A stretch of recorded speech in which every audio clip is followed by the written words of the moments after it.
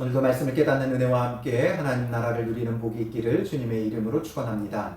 우리는 마지막 때를 살아가고 있습니다. 예수 그리스도께서 우리를 위하여 십자가에 죽으시고 부활하시고 승천하신 그때부터 이제 마지막 때는 이미 임했어요. 그래서 예수님의 재림 전에 일어날 징조에 대하여 예수님께서 말씀하셨던 것들이 오늘날 벌어지고 있죠. 전쟁과 기근과 지진과 이런 것들이 일어날 것이고, 그 후에 이제 정말 마지막 재림 임박했을 때의 환란에 대해서도 예수님께서 말씀하셨죠. 그러므로 우리는 마지막 때를 살아가고 있고, 이제 예수님이 언제 다시 오실지 우리는 알 수 없어요. 그래서 우리가 해야 되는 건 주님 오실 날을 예비하고 준비하는 자가 되어져야 하는 것이죠.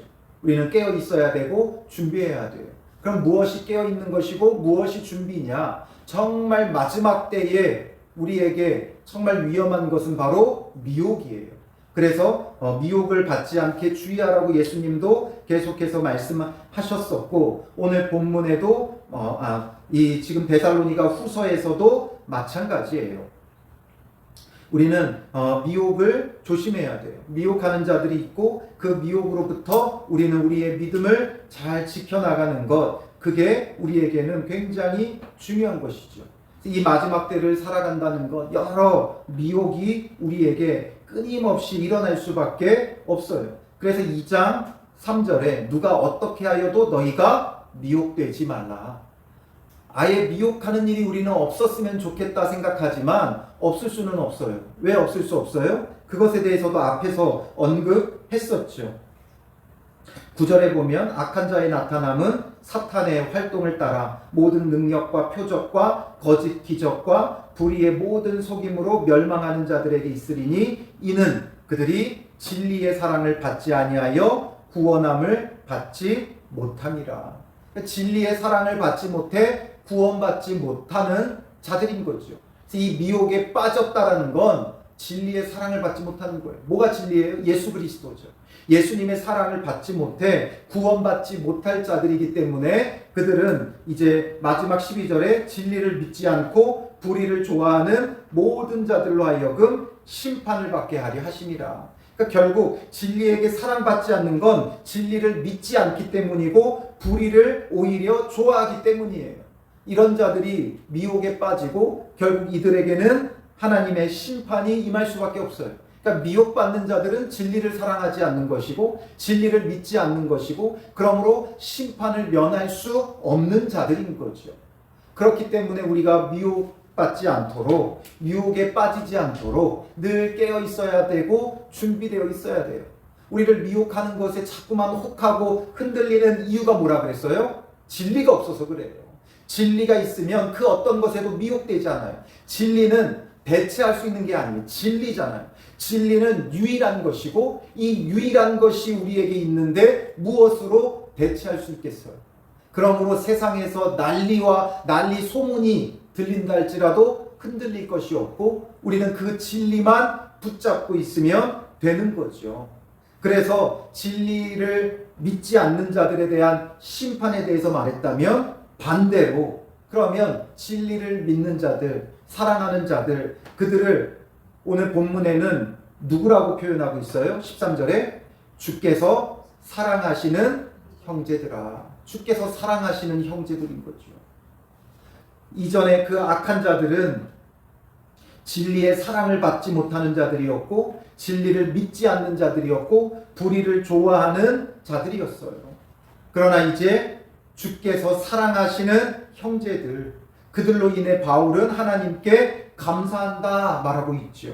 그래서 우리가 항상 너희에 관하여 마땅히 하나님께 감사할 것은, 이런 자들로 인해 감사하는 이유는 뭐예요? 가장 먼저 하나님이 처음부터 너희를 택하사, 하나님이 택하셨다는 거예요. 그리고 성령의 거룩하게 하심과 성령으로 거룩하게 하셨고, 그리고 진리를 믿음으로, 진리 되신 예수 그리스도, 그 진리의 복음을 믿음으로 구원을 받게 하심이니, 바로 이렇게 구원받을 자와 심판받을 자에 대한 것을 대조해서 말하고 있는 거예요. 그러므로 이렇게 마지막 때에 여러 미혹과 유혹에 빠지지 않고 정말 구원받는 자로서 우리가 믿음을 지켜나가는 것이 중요하다.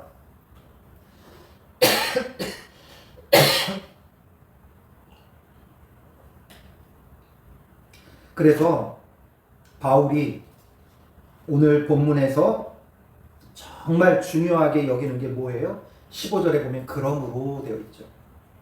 그러므로는 결론이에요.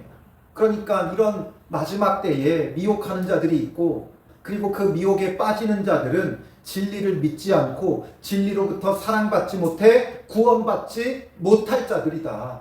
그런데 너희도 미혹되려느냐 이거죠. 그러므로 어떻게 해야 되는 거예요? 그러므로 형제들아 굳건하게 서서, 굳건하게 선다는 건 흔들리지 않는다는 거죠. 누가 뭐라 해도 흔들릴 필요가 없어요.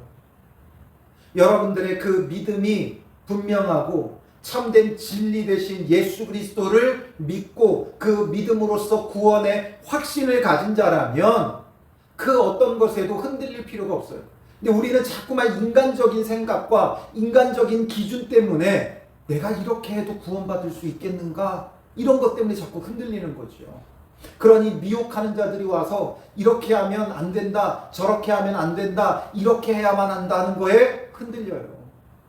논리적인 그런 설명에 자꾸 빠져요. 그러나 신앙은 절대 논리적일 수 없어요. 하나님이 택하셨다는 걸 무엇으로 논리적으로 설명할 수 있겠어요? 왜 나를 하나님이 택하셨는지 무엇으로서 논리적으로 설명할 수 있냐라는 거예요. 야곱과 에서 쌍둥이에요. 나기 전부터 하나님께서 야곱을 택하고 에서를 택하지 않으셨어요. 그걸 무엇으로 논리적으로 설명할 수 있겠어요? 우리가 그런 걸 자꾸 논리적으로 설명하니까 어떻게 돼요? 에서는 세일산으로 떠나는 자였고 자기의 장자권을 팔아넘기는 자였고 이런 것으로 하죠. 야곱은 그런데 장자의 그 축복을 사모하는 자였고 중요하게 여기는 자였고, 이런 것으로 논리적으로 따진다면 야곱의 그 속임수와 야곱의 그런 인간적인 계산법과 이런 것에 대해서는 무엇으로 어떻게 설명할 수 있겠습니까? 그러니 논리적인 설명으로 되지 않아요. 누가 무엇으로 하여도 사탄도 어떻게 한다 그랬어요? 앞선 9절에 보면 악한 자의 나타남은 사탄의 활동을 따라 모든 능력과 표적과 거짓 기적과 이렇게 되어 있죠. 사탄도 능력과 표적과 기적을 행한다고요. 그런 것 때문에 우리가 미혹되면 결국엔 넘어지는 거예요. 아무리 기적과 표적이 있어도 그 기적과 표적이 예수님을 대체할 수 있습니까? 없습니까? 없죠. 기적이 진리가 아니고 표적이 진리가 아니고 예수 그리스도가 진리예요. 그런데 우리는 그런 신비한 일들을 하며 거기에 혹하고 미혹되고 붙잡죠. 어떤 사람이 예언의 은사가 있어요. 그러면 그 예언의 은사가 있는 사람을 보게 되면 우리는 어때요? 신기하게 되어 있고 그 사람을 절대적으로 추정하죠. 예언하는 자다 이거죠. 저분은 정말 거룩하고 신령하고 예언의 은사가 있고 그래서 그 사람 말을 들으려고 애써요. 물론 그런 은사를 제가 부정하는 건 아니지만 그러다 보면 어떤 결과가 나요? 성경의 말씀은 보지 않아요. 그 예언의 말만 들으려고 그래요. 그래서 그 앞에 머리를 조아리고 어떻게든 좋은 말 듣고 싶어서 어떻게든 한마디라도 예언을 듣고 싶어서 그 사람을 추종하는 자가 되어지는 거죠. 그러니 우리가 그런 것들에 흔들리면 안 돼요. 누가 무슨 이야기를 해도 아무리 신령하다 할지라도 예수 그리스도보다 신령할 수 없고 예수 그리스도보다 높을 수가 없어요. 그러니 우리는 굳건하게 서서 뭐라 그래요? 말로나 우리의 편지로 가르침을 받은 전통을 지키라. 전통을 지키라는 거예요.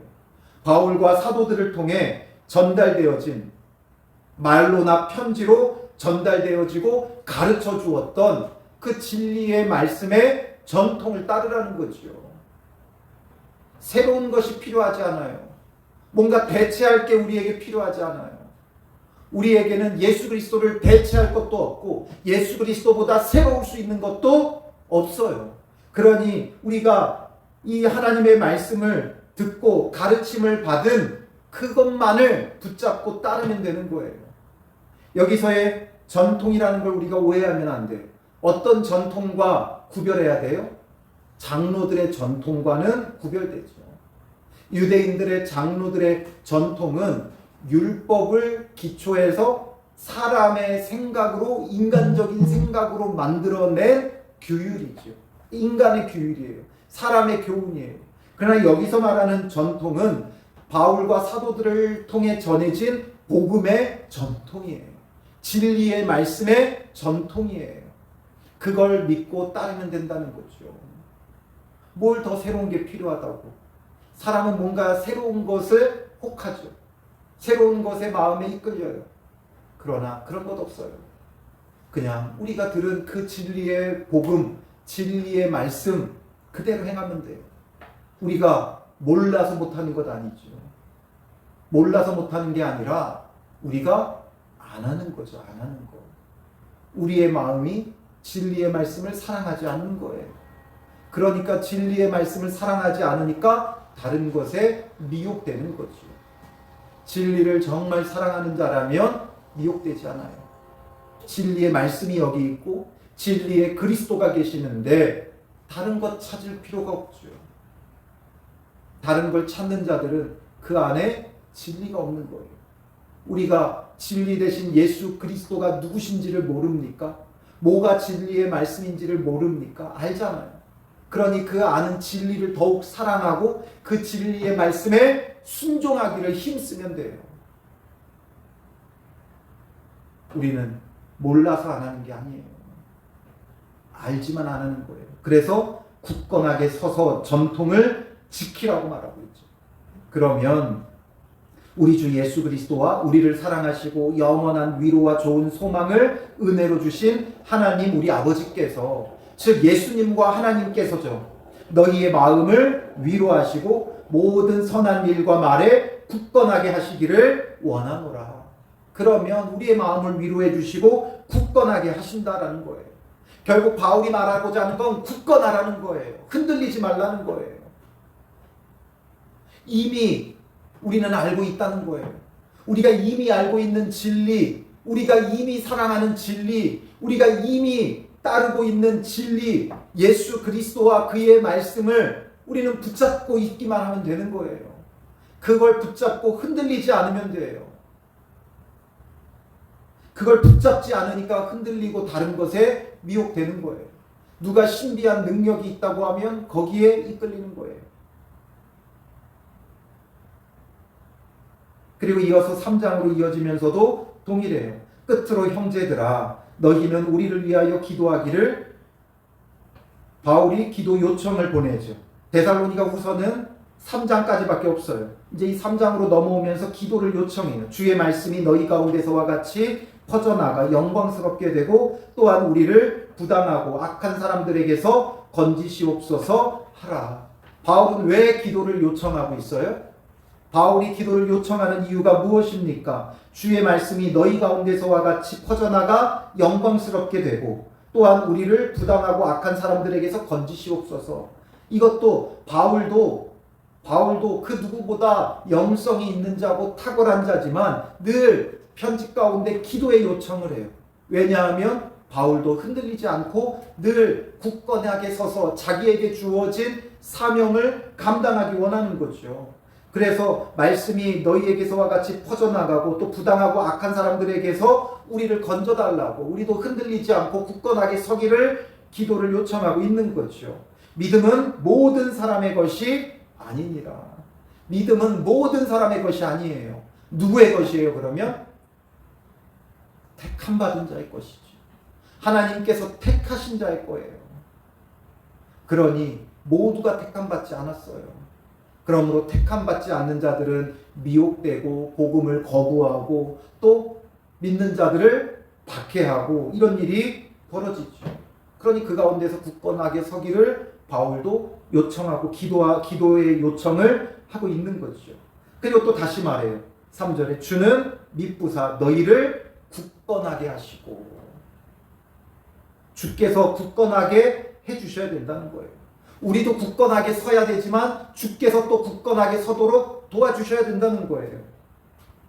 그래서 악한 자에게서 지키시리라. 주께서 우리를 굳건하게 해주셔야 돼요.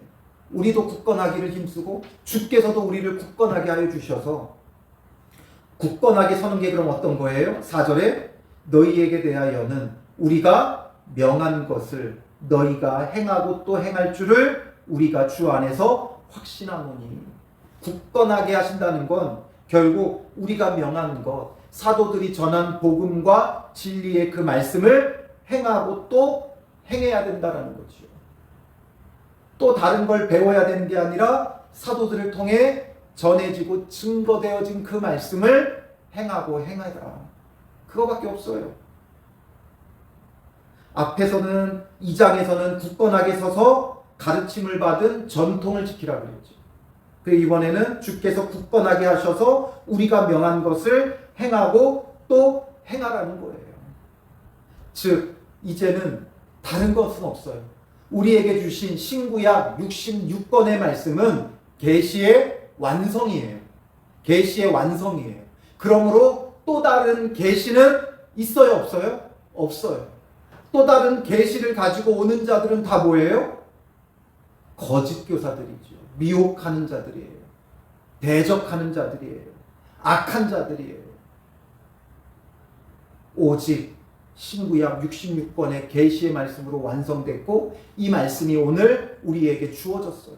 그러니 우리는 이 말씀을 따라 순종하며 예수 그리스도를 붙잡고 굳게 서 있기만 하면 되는 거예요. 그런데 우리는 자꾸만 어떤 행위적인 것을 하려고 그래요. 인간적인 생각과 기준에 너무 익숙해 있어서 뭔가 행위적인 것을 해야 된다고 생각을 하죠. 그러나 다른 것 없어요. 굳건하게 서 있으면 돼요. 말씀 위에 굳건하게 서고 진리의 말씀과 진리의 그리스도를 우리는 굳건하게 붙잡고 있으면 5절에 주께서 너희 마음을 인도하여 하나님의 사랑과 그리스도의 인내에 들어가게 하시기를 원하노라. 하나님의 사랑과 그리스도의 인내, 우리를 사랑하여 주시는 하나님의 그 사랑 안으로 또 그리스도의 인내, 그리스도께서 죽기까지 인내하셨던 것처럼 오늘 우리도 주님을 본받아 인내하며 참고 기다리는 자가 돼요. 바로 마음을 인도하여, 바로 마음을 지켜야 되는 거예요. 마음을 지켜야 돼요. 마음이 미혹되면 안 되고 마음을 빼앗겨서는 안 돼요. 그 어떤 것에도 우리의 마음이 굳건하게 지켜져야 돼요. 그러니까 굳건하게 산다는 건 마음이 굳건한 걸 말하는 거죠. 우리의 마음이 누가 뭐라 해도 세상에 어떤 난리가 일어나도 발발발 떠는 게 아니라 갈대처럼 흔들리는 게 아니라 그 속에서도 우리는 그저 진리의 예수 그리스도와 말씀만 붙잡으면 돼요. 요동치지 마세요. 파도가 친다고 요동치지 마세요. 당장 파도가 보이면 당황할 수는 있죠. 이걸 어쩌나 당황할 수는 있지. 그런데 우리에게는 뭐가 있어요? 예수 그리스도가 있잖아요. 파도를 잔잔케 하신 예수 그리스도를 성경이 말하고 있잖아요. 그러면 그 파도를 잔잔하게 하실 진리 대신 그리스도를 붙잡으면 되죠. 왜 사람을 찾아가고 왜 사람을 만나고 왜 다른 길을 찾냐 이거죠.